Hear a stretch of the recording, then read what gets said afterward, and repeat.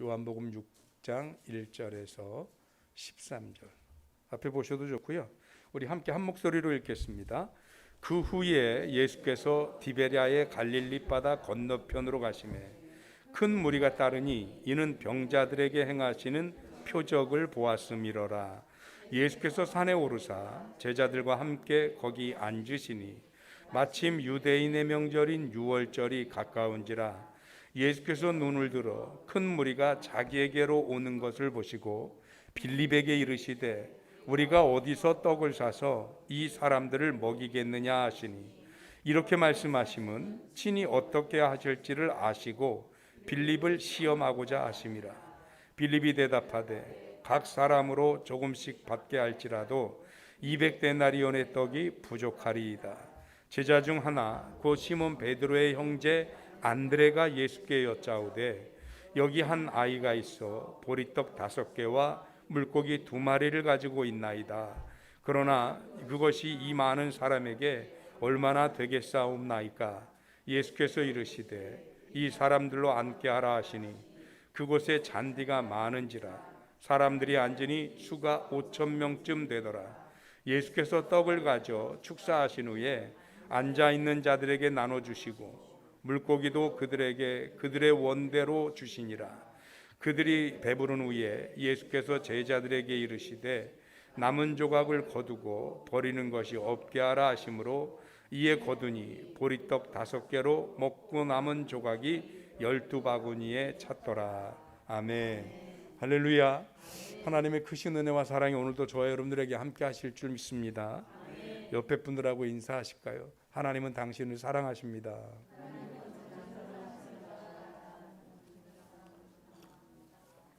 혹시 그분이 잘 안 믿는 것 같으신가요? 정말로 사랑하십니다. 한 번 더 하시죠.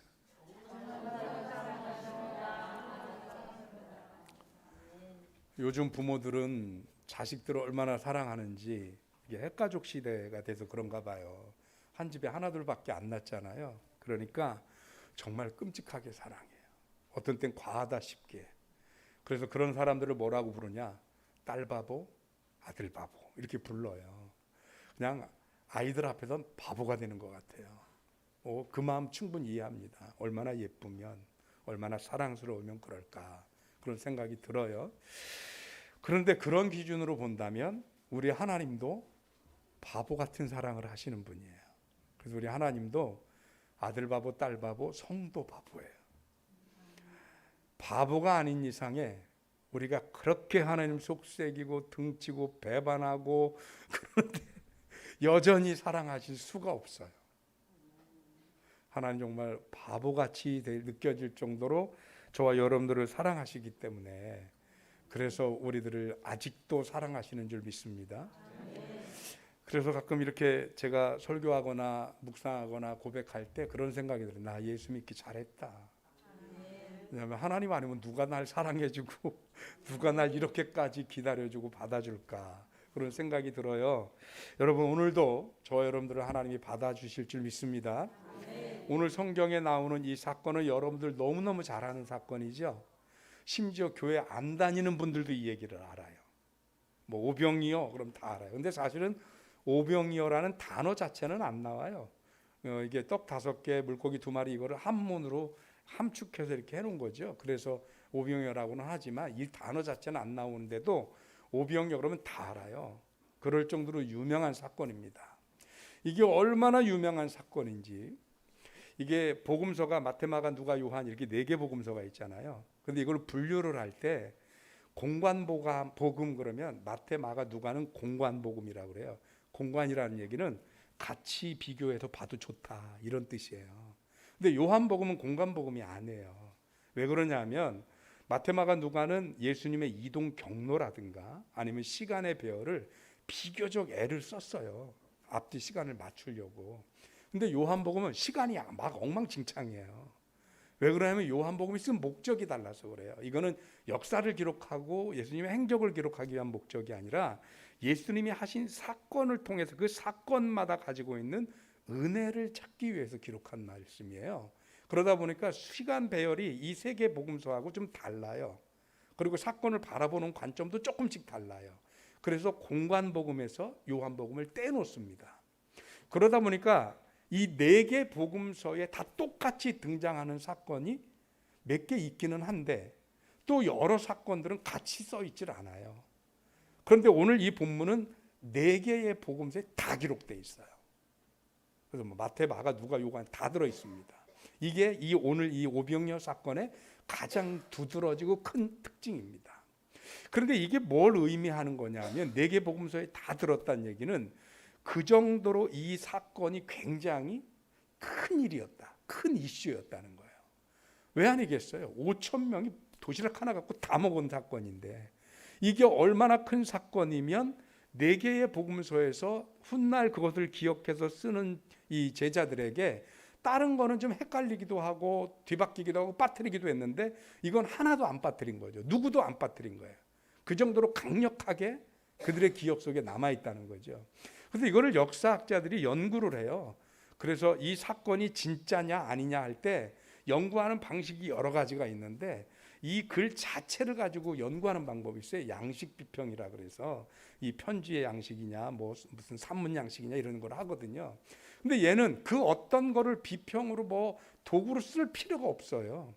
왜냐하면 이 4개의 복음서에 다 들어있다는 것만 가지고도 그 사건이 얼마나 분명하고 확실한 사건이었으면 누구도 기억에서 지워지지 않고 남아있었을까라는 거죠. 그래서 이 4개의 복음서를 넣고 서로 다른 부분도 있고 뭐 맞는 부분도 있을 거 아니에요. 그걸 다 짬뽕시켜서 요즘 우리로 방식으로 한다면 체에다가 이렇게 치면 그러면 겹치지 않는 거 떼내고 다 떼내도 남는 게 있어요. 그 남는 게 뭐냐? 작은 어린아이 도시락 하나로 5천 명이 먹고 남았다. 요거는 마지막으로 남는 거예요. 그러니 부수적이고 디테일한 부분은 기억에 따라 다를 수 있지만 핵심적인 이 내용은 어떻다는 얘기예요? 실제 있었다는 얘기예요. 그래서 이것 자체로 어떤 연구할 필요 없이 이게 팩트예요. 그냥 이게 사실인 거죠. 역사적인 사실. 그것뿐만이 아니라 이 성경이 쓰여진 시기가 다 달라요. 마가복음이 비교적 일찍 등장했습니다. 그리고 요한복음이나 마태복음이 비교적 늦게 등장했습니다. 이 시간 차이가 거의 40년에서 50년 정도 차이가 납니다. 그런데 이것이 예를 들어 제일 늦게 쓰여져 있는 성경에만 담겨 있다. 그러면 조금 의심해 볼 여지가 있을 수 있어요. 역사의 진위성을. 그런데 가장 일찍 쓰였다는 마가복음에도 이 사건이 있단 말이에요. 그럼 마가복음이 쓰여진 사건은 70년 전후라고 봐요. 70년. 그럼 예수님이 공생애를 사신 게 30년이잖아요. 그럼 70년이면 40년쯤 지난 일이에요. 그럼 지금 우리로부터 40년 전 사건 그럼 뭐가 있어요? 가장 두드러진 거? 12.6 사태, 광주 사태 이런 거? 여러분 들으셔서 기억나요? 안 나요? 나죠? 그런데 그런 사람들에게 예를 들어 광주 사태에 대한 그런 그 책을 기록한 것을 발간을 했어요. 그럼 여러분들이 딱 보고 이거 우리가 아는 사건인데? 이렇게 될 거 아니에요. 근데 전혀 없던 사건을 거기다 써서 기록을 했어요. 광주 사태인데 공주 사태. 그럼 여러분이 어떻게 하겠어요? 에이 이거 싸구려 가짜 책이네. 왜? 우리가 분명히 기억하고 있는 사건이거든요. 쉽게 말하면 독자들이 보고 한 방에 판단할 수 있는 굉장히 큰 이슈라는 거예요. 그런데 이거를 가감없이 여기다 기록을 해서 당대의 독자들에게 이 책을 쓸 수 있었다? 그 얘기는 뭐냐면 그 기억을 가지고 있는 사람들에게도 이것은 기억되어 있는 사건이다. 이걸 증명하는 거예요. 그래서 이게 그 4개의 복음서로 다 쓰여 있다는 것 자체로 뭐냐? 이것은 만들어진 얘기도 아니고 신화도 아니고 역사적인 사건이다라는 것을 뒷받침하는 거, 이 자체가. 표정들이 왜 이렇게 어두워지시죠? 목사님 우리가 무슨 신학교도 아니고 지금 뭐 그거 공부해야 되는, 이거는 역사적 진위성을 얘기하는 거, 이걸 공부하자는 얘기는 아니고요. 이렇게 엄청난 사건 속에 사실은 예수님이 우리에게 주고자 하는 메시지가 있어요. 오늘 그거를 우리가 듣고 은혜 받지 않은 거예요. 과연 우리에게 주시는 메시지가 뭐냐라는 건데, 제가 조금 전에 말씀드리기를 이 사건은 4개의 복음서에 다 나온다 그랬잖아요. 근데 거기 등장하는 표현이라든가 이런 방식이 조금씩 달라요. 그런데 오늘 성경에는 빌립을 시험하기 위해서 이 5천 명을 먹일 것을 어떻게 할지 찾아보라고 얘기했다고 나오는데, 마태복음 14장에 똑같은 사건이 나오거든요. 근데 거기서는 예수님이 뭐라 하면 제자들에게 지금 이 많은 5천 명이나 되는 사람들이 따라왔습니다. 배고파합니다. 힘들어합니다. 그랬더니 너희가 먹을 것을 주어라, 이렇게 말씀하십니다. 왜 그걸 고민하냐? 그 사람들이 배고파하면 너희가 먹을 거 주면 되지. 그런데 먹을 걸 주려면 돈이 있든지, 아니면 이 많은 사람이 먹을 만한 빵이 있든지, 밀가루가 있든지, 그 밀가루를 구울 수 있는 오븐이 있든지 뭐라도 있어야 될 거 아니에요. 자그마치 오늘 성경에 보니까 5천 명쯤 되었더라 라고 기록되어 있습니다.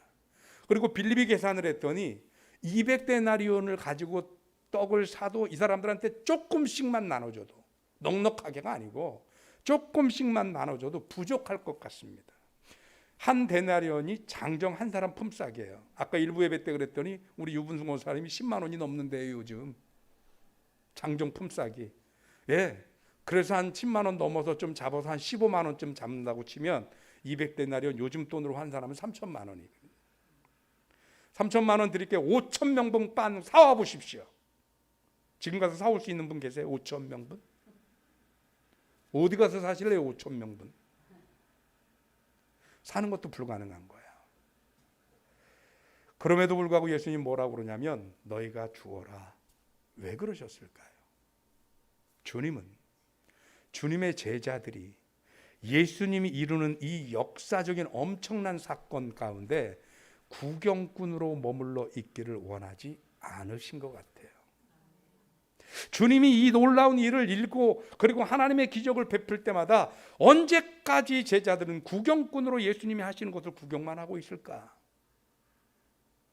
그들이 주님이 이루시는 그 구원의 역사에, 그 놀라운 사건의 중심이 되고 한 일원이 되고, 요즘 영어로 말하면 스텝이 되어져서 더 이상 구경꾼이 아닌 하나님의 동역자로 함께 할 수는 없는 걸까?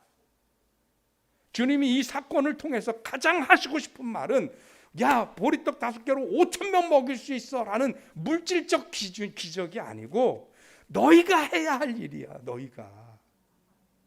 이게 사명인 거지 구경할 사건이 아니야. 그런 놀라운 일이 있었다고 우리들의 추억에서 와, 그런 일이 있었어, 그렇게 추억하라는 사건이 아니에요. 몇십 년 동안 지워지지 않는 이런 역사적인 현장에서 구경꾼이 아닌 주님의 사역자가 되어져서 이 일의 진행자가 되기를 바라시는 거죠. 그런데 문제는 줄 게 없다는 거죠. 좀 전에 말씀드렸던 그 많은 사람을 먹일 수 있는 돈이 있든지 빵이 있든지 뭐라도 있어야 되는데 아무것도 없어요. 근데 주님이 그걸 모르셨을까요? 이들에게 돈이 없는 거? 예수님이 밤낮 제자들 데리고 다니니까, 예를 들어 예수님 모르게 제자들이 어디 가서 알바라도 좀 뛰고 이랬으면 혹여라도 감춰놓은 뭐라도 있을지 모르는데 주님이 다 아시잖아요. 돈이 없는 것도 알고, 어디 창고를 만드는 분도 아니고, 뭘 거둔 것도 없고, 빵을 구워놓은 것도 없어요. 그런데도 너희가 주어라. 원래 우리 예수님이 이렇게 앞뒤 밑도 끝도 없는 분입니까? 그렇지 않죠. 그러면 주님이 원하시는 건 뭘까요? 돈으로 주어라, 빵으로 줘라, 이런 게 아닐 거 아니에요. 너에게 가진 것이 돈이냐 뭐냐가 아니라 너희들이 가진 것으로 주어라. 그들이 가진 게 뭐였을 것 같아요? 믿음이지 않습니까? 그래서 오늘 베드로 동생 안드레가 한 어린아이의 도시락을 가지고 예수님 앞에 나옵니다. 주님, 여기 어떤 어린아이가 보리떡 5개하고 물고기 2마리를 가져왔습니다. 그것이 이 5천 명에게 가당키나 합니까? 가능하기는 한 사건입니까 이게? 그런데도 그것을 하나님 앞에 예수님께 드렸다는 얘기는, 안드레에게는 적어도 그가 예수님을 따라다니면서 지켜봤더니 나는 못할지 몰라, 나는 어려울 수 있어, 그러나 주님 앞에 드리면 주님은 뭔가를 하실 수 있을 거야 라는 믿음이 있어서 안드레는 그 도시락을 가지고 예수님께 드렸다는 사실입니다. 너희가 주어라 라고 얘기를 하니까 우리 참 많이 겁먹어요. 내가 가진 것도 없고 능력도 없고 뭐 힘도 없고 백도 없는데 뭘 누구에게 베풀고 누구에게 줍니까? 주님이 우리가 가지지 못한 거 모르시지 않습니다. 우리가 없는 중에 뭘 하라는 얘기가 아니지 않습니까? 주님은 오늘 제자들에게 그리했듯이 너의 믿음으로 한번 하나님 앞에 도전해라 하는 말씀이지 않을까요? 저와 여러분들이 믿음으로 도전할 수 있게 되길 주님의 이름으로 축원합니다. 그런데 그렇게 해서 드린 이 도시락 자체를 보면 사실은 이 도시락은 별거 아니에요. 왜냐하면 첫째, 어린아이가 도시락으로 싸운 거잖아요. 그러니까 일단 양이 작을 것 같아요. 저는 어디 가서 음식 시켰는데 양 작으면 은혜가 안 돼요. 그래서 아무리 비싼 것도요, 제가 그래서 뭐 고급 음식점, 양식점 이런 데 가서 조금 뭐 하면 집에 와서 라면 먹어야 돼요. 양이 차지 않으면. 그런데 이게 도시락이 그래요. 조그맣잖아요. 그리고 보리떡이라고 되어 있어요. 제가 원어상으로는 일부러 안 찾아봤어요. 왜 그러냐면 우리가 가지고 있는 일반적인 통념상 보리떡이 맛있어요? 쌀떡이나 아니면은 밀가루떡이 맛있어요. 고급스럽지 않잖아요. 느낌과 어감상. 그러니 이거를 예수님 앞에 드리기도 그렇고 양으로도 적잖아요. 보잘것없잖아요. 그러니 이것을 가지고 어쩌면 이 어린아이도 망설였고 안드레도 망설였을지도 몰라요. 그런데도 이것을 예수님 앞에 드립니다. 부족하지만, 좀 작지만, 모자라지만, 뭐 관점에 따라, 보는 관점에 따라 정말 별것도 아니고 아무것도 아니지만, 그러나 그것을 하나님 앞에 드리는 겁니다. 그랬더니 그게 예수님 손에 쥐어지는 순간 그 보잘것없는, 그 부족하고 아무것도 아닌 도시락이 5,000명을 먹일 수 있는 기적의 도시락으로 바뀌었습니다. 그래서 오늘 제목이 그래도 쓰시는 하나님이에요. 우리는 하나님 앞에 헌신할 때 우리 스스로 자괴감에 빠집니다. 주님, 전 가진 것도 없고요, 배운 것도 없고요, 능력도 없고요, 부자도 아니고요, 힘도 없고요, 탁월하지도 않고요, 누구처럼 똑똑하지도 않고요, 저는 아무것도 아닙니다. 그래서 아무것도 못합니다. 아니요.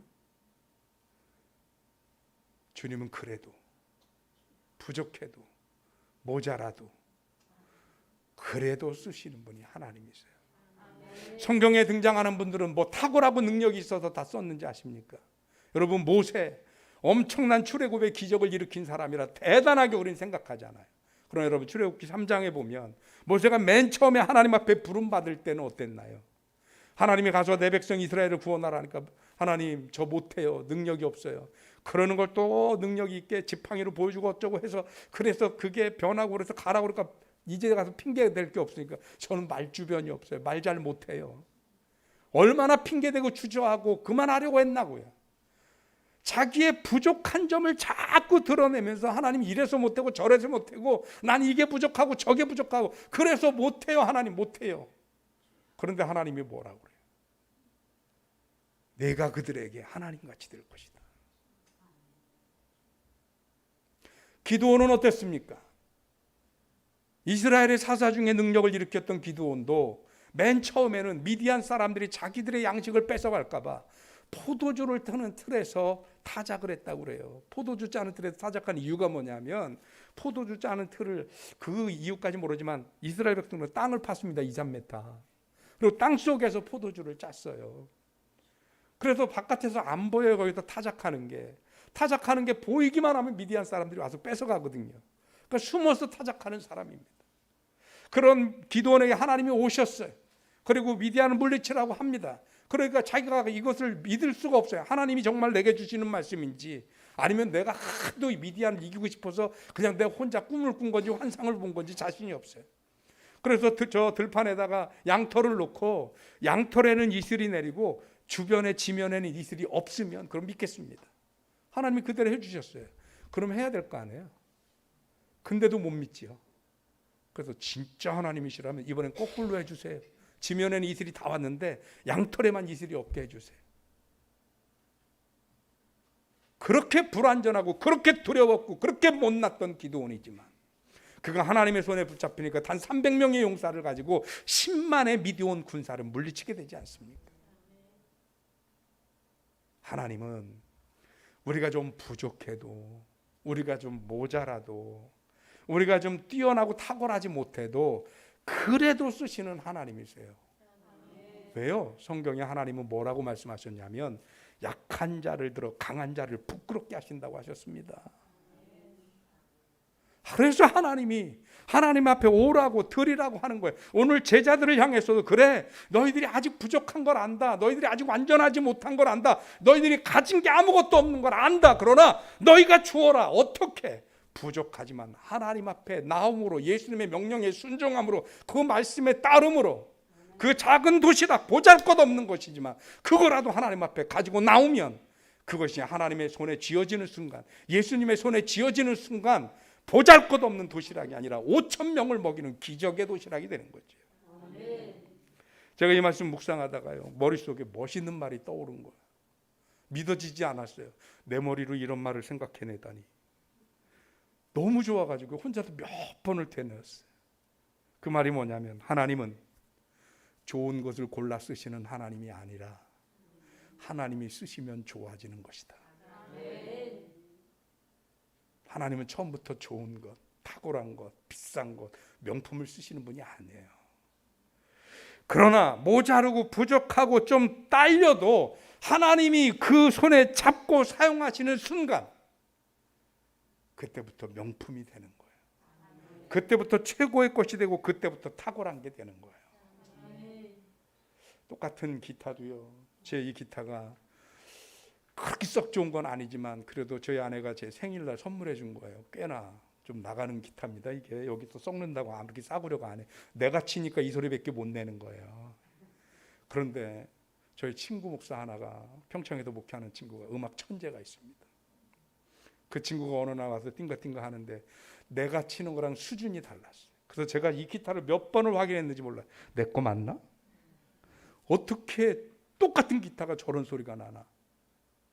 기타가 문제가 아니었던 거죠. 누구 손에 붙잡혔느냐, 이게 달랐던 거예요. 여러분, 하나님의 손에 쥐어지면 부족한 사람도, 모자른 사람도, 심지어 부족한 상황과 모자른 상황마저도 명품이 되고 최고의 상황이 되어질 줄로 믿습니다. 그러니 하나님의 손에 붙잡히는 저와 여러분들이 되셔야 합니다. 그러려면요, 믿음의 용기를 내셔야 돼요. 하나님이 너희가 주어라 할 때, 오늘 안드레처럼 괜히 도시락 하나 내놓고 야, 그걸 누구 코에 붙이냐, 이렇게 한마디 들을 수도 있잖아요. 그러나 안드레의 믿음은 그게 아니에요. 이 별것 아닌 걸 가지고 주님 앞에 드리면 주님이 나머지는 알아서 하시죠. 내가 하는 건 뭐냐면 하나님 앞에 드리고 하나님 앞에 나가는 거예요. 그게 내 역할이고 그게 내 몫이에요.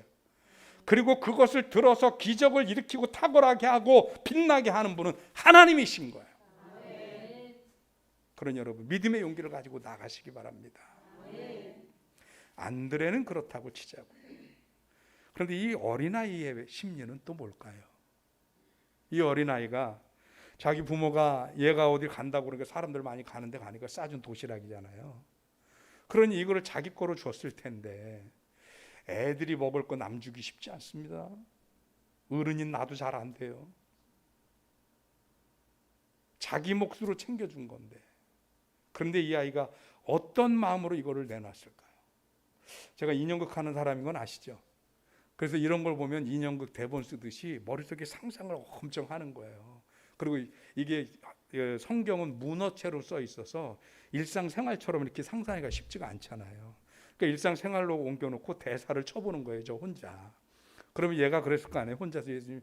근데 사람들이 왔다 갔다, 제자들이 막 분주해요. 왜? 예수님이 너희 중에 뭐 먹을 것 좀 너희가 주어라 그러니까 어떻게 뭐가 방법이 없을까 좀 찾아보느라고. 근데 이 친구도 들었을 거 아니에요, 꼬맹이가. 아, 먹을 게 없어서 지금 먹을 거 찾아다니는데 나 먹을 건 있는데 이거라도 어떻게, 아유, 이거 내밀었다가 괜히 야, 그걸 누구 코에 붙이냐, 그냥 너 먹어, 고마워, 마음은 고마워. 그럴 수도 있잖아요. 그런데 이 아이가 내놓기도 쉽지 않은 그거를 지나가는 안드레를 붙잡고, 제게 보잘것없지만 도시락이 있습니다 하고 내놓을 수 있게 된 배경은 뭘까? 이 아이가 도시락을 싸우고 그 자리에 있다는 얘기만 가지고도 우리는 한 가지를 추론해 볼 수 있습니다. 적어도 주님이 그 잔디밭에서 하루 종일 말씀을 전하실 때 이 아이도 그 말씀을 듣고 있었다는 거예요. 이 아이가 용기를 낼 수 있었던 것, 이 아이가 자신의 배고픔과 부끄러움을 극복할 수 있었던 것, 그 배경은 그때 주님의 말씀이 이 아이의 한계를 뛰어넘게 하셨다는 거예요. 아멘. 여러분, 오늘 주님의 말씀에 귀 기울이시기를 부탁드립니다. 아멘. 왜냐하면 그 말씀이 어쩌면 우리 스스로 한계에 빠져서 나는 부족해, 나는 못해, 나는 아무것도 아니야, 할 수 있는 게 없어, 주님 앞에 나갈 수도 없고 자격도 없고, 그렇게 스스로 자괴감에 빠져 있는 우리들을 향해서 하나님의 말씀은 오히려 우리에게 용기를 주시고 일으켜 세워서 하나님 앞에 나갈 수 있게 하실 것이기 때문에 그렇습니다. 여러분, 스스로 안 된다, 어렵다, 못한다, 나는 부족하다 하는 생각은 내 생각이 아니에요. 이건 저는 장담컨대 사탄의 생각입니다. 그 사탄의 생각은 하나님의 말씀이 내 안에 들어오면 이길 수 있어요. 극복할 수 있습니다. 그래서 말씀을 귀로 듣는 게 아닙니다. 적어도 이 아이는 귀로 듣지 않았습니다. 그 말씀이 이 아이의 가슴에 부딪혀서 고민했고, 그리고 그 고민 중에 말씀이 이 사단의 말을 이기고, 사단의 생각을 이기고 주님 앞에 이거를 드리게 했다는 얘기예요. 여러분, 주의 말씀으로 스스로를 극복할 수 있는 저와 여러분들 되시길 주님의 이름으로 축복합니다. 그렇게 드렸더니 그것이 기적의 원동력이 되었고 기적의 재료가 되었더라는 거예요. 그래서 오늘 제목이 그래도 쓰신 하나님이십니다. 예, 살다 보면 누군가 나에게 지적하지 않아도 우리 스스로 때때로 우리를 알지요. 나의 부족함을, 나의 허물을, 나의 용료라고 한참 모자람을 압니다. 그래서 때때로는 그 모자람이 우리 스스로를 괴롭혀서 하나님 앞에 헌신하고 나가고 쓰임받는데 장애가 될 때가 많습니다. 우리는 이것을 겸손인 줄 알아요. 그게 겸손이 아니죠.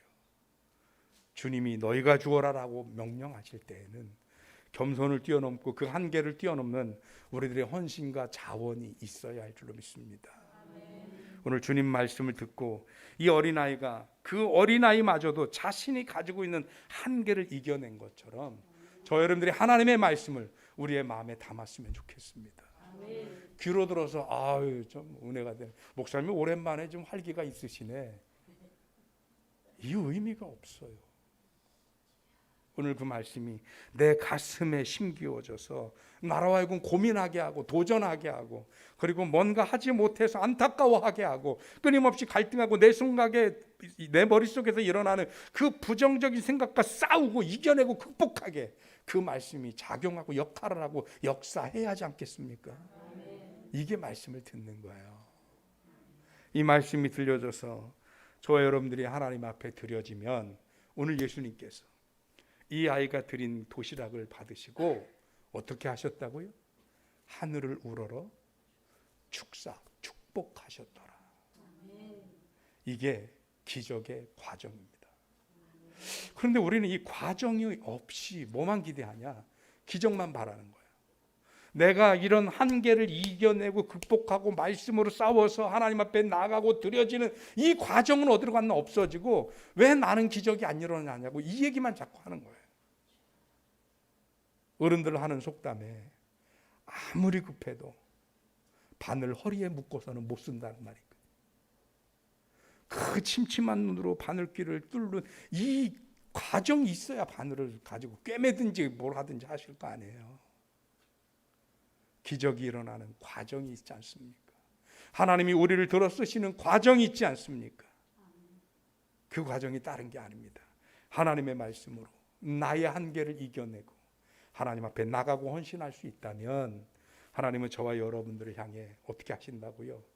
축사하시고 축복하시고 우리의 이 부족함을 들어서 강한 자들을 부끄럽게 하시며 우리를 하나님의 귀한 은혜와 능력으로 빛나는 존재가 되게 하시는 하나님이시라는 사실입니다. 더 이상 스스로의 함정에 빠지지 마십시오.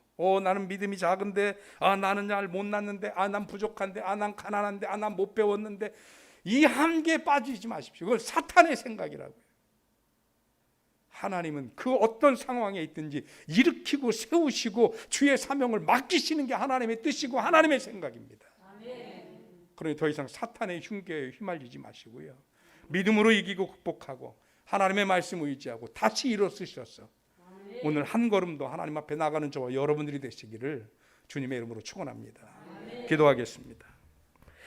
하나님, 나는 모자라서 부족해서 가난해서 연약해서 병들어서 늙어서 그래서 아무 자격도 할 것도 없는 줄 알았습니다. 그러나 하나님은 오늘 귀한 말씀 통해서 우리에게 주시는 메시지가 그래도 모자라도 가난해도 힘들어도 못났어도 연약해도 사용하시는 하나님이시라는 메시지를 주셨습니다.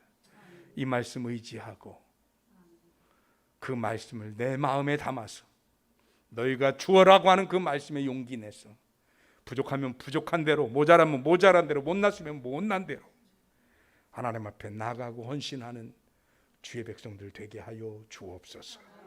예수 그리스도 이름으로 기도하옵나이다. 아멘. 우리 함께 찬양하겠습니다. 주께 가오니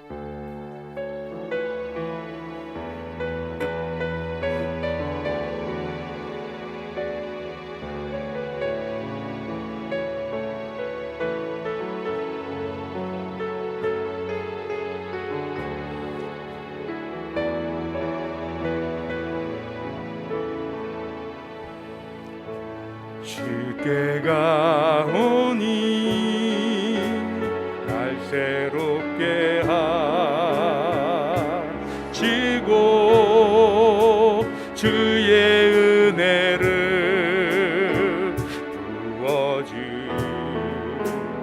부어주소서.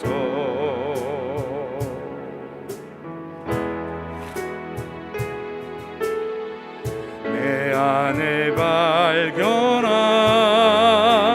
나의 연약함 모두 벗어지리라. 주의 사랑으로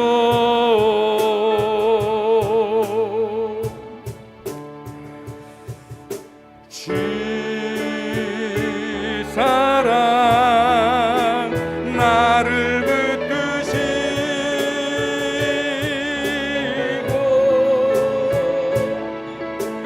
주 곁에 날 이끄소서.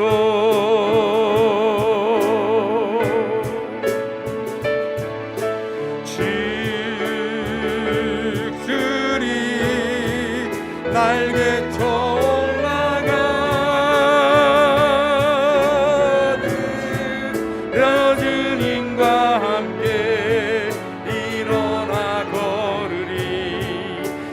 사랑 안에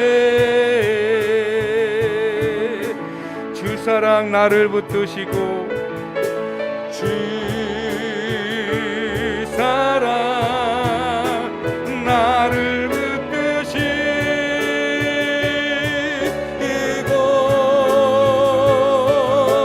주 곁에 날 이끄소서.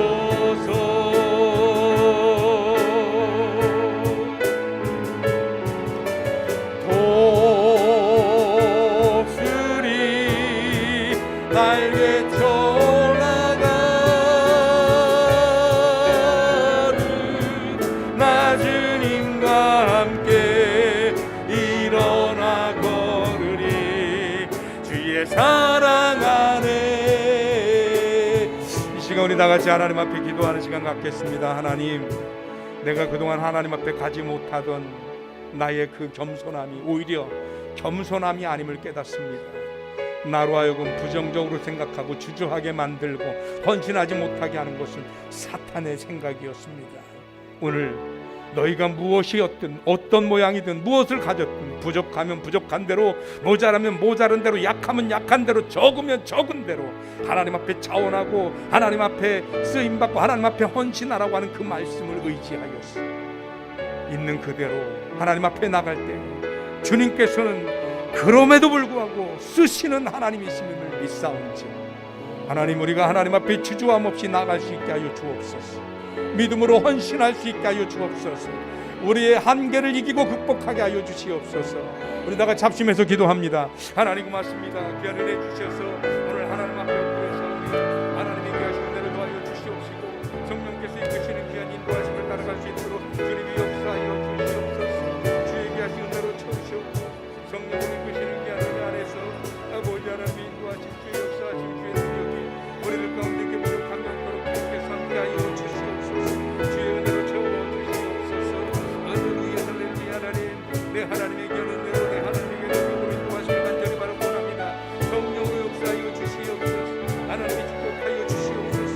우리들의 한계를 이기게 하여 주시옵소서. 사단의 아버지 하나님이 우리 이기고 극복할 수 있도록 주님이 도와주시옵소서. 주의 은혜로 세워주는 주의 나라를 주의 성도들에게 하나님이 도우시고 역사하여 주시옵소서. 주의 은총으로 채우시옵소서.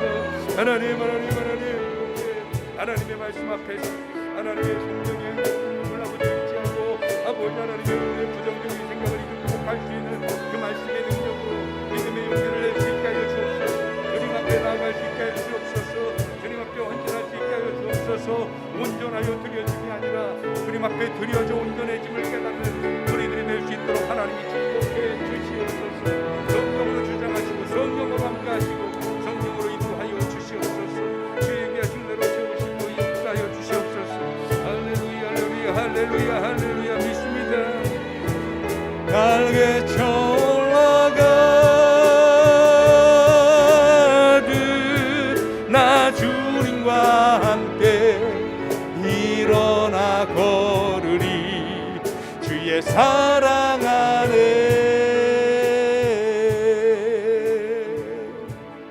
하나님, 그동안 내가 하나님 앞에 다가가지 못하고 주저한 것이 그저 내가 나를 잘 알기 때문인 줄 알았습니다. 나의 부족함, 나의 허물, 나의 연약함, 나의 용렬함, 나의 욕망, 그래서 헌신하지 못하는 것인 줄 알았는데, 그런데 하나님, 사실은 우리가 사탄의 목소리와 유혹을 극복하지 못하고 우리들의 한계를 극복하지 못한 채 주님의 말씀과 주의 명령 앞에 순종하지 못한 것임을 깨닫습니다. 있는 그대로, 부족하면 부족한 대로, 작으면 작은 대로, 모자라면 모자란 대로 하나님 앞에 가는 것이 하나님의 말씀에 응답하는 것인데, 그런데 그러지 못한 우리들을 용서하여 주옵시고 이제라도 주님의 말씀이 그 능력으로 우리를 휘감으셔서 사단의 목소리를 이겨낼 수 있게 하여 주옵시고 우리들의 한계와 우리들의 부족함을 뛰어넘어 주님 앞에 나아가는 하나님의 백성들 되게 하여 주옵소서. 믿음의 결단이 있어지도록 주님이 축복해 주시옵소서. 그래서 믿음의 용기를 가지고 하나님 앞에 나아가 작은 것, 모자란 것, 부족한 것이라도 주님 앞에 헌신하고 주님의 손에 붙들림 받으어 주님 손에서 빛나고 주님 손에서 탁월하고 주님 손에서 명품이 되는 우리들이 되게 하나님이 축복해 주옵소서. 감사하고 예수 그리스도 이름으로 기도하옵나이다. 아멘.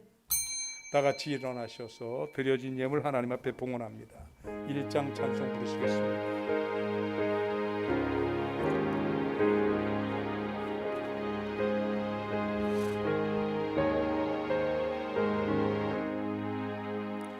만복의 근원 하나님, 온 백성 찬송 드리고 저 천사여 찬송하세. 찬송 성부 성자 성령.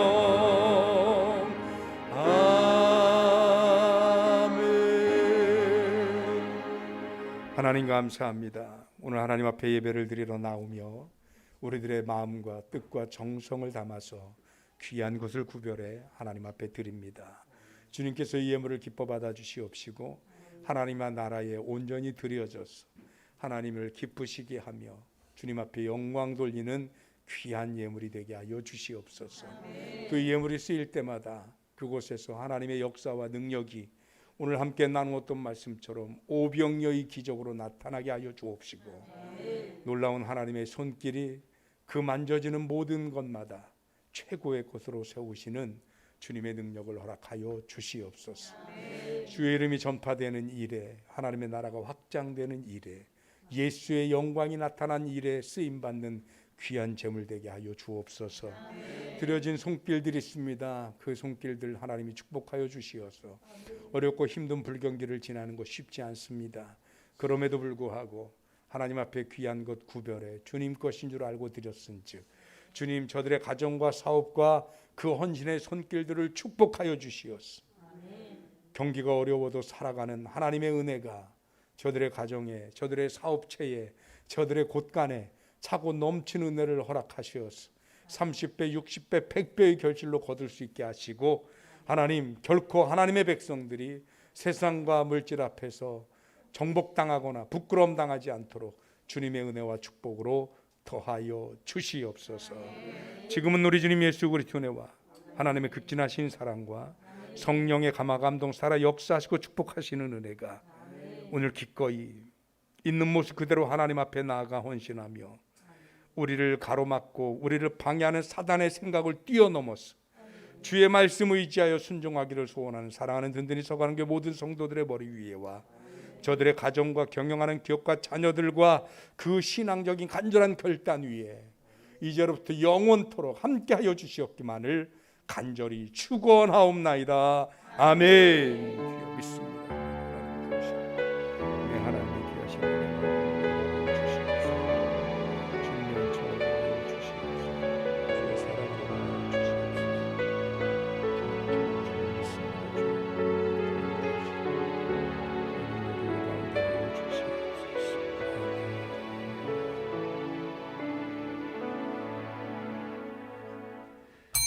예배 마쳤습니다. 우리 옆에 분들과 인사 나누십니다. 믿음으로 나아갑시다.